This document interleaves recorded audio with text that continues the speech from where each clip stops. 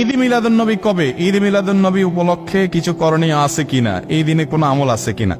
ঈদে মিলাদুন নবী মানে হলো নবীর জন্মের ঈদ, আনন্দ। তো ঈদ থাকলে তো ঈদের নামাজ থাকবে নাকি? তো 12 রবিউল আউয়ালকে যদি আমরা ঈদে মিলাদুন নবী বলি, তাহলে ঈদ তিনটা হলো, ঈদ উল ফিতর, ঈদ উল আজহা আর ঈদ মিলাদুন নবী। তাহলে ঈদ উল আজহা, ঈদ উল ফিতরের তো নামাজ আছে, আমরা জানি। ঈদে মিলাদুন নবীর নামাজ কখন? নাই। তো বোঝা গেল যে আসলে ঈদ মিলাদুন নবীর নামে কোন ইবাদতের উপলক্ষ, কোন অকেশন ইসলামের শরীয়তে কোথাও নাই।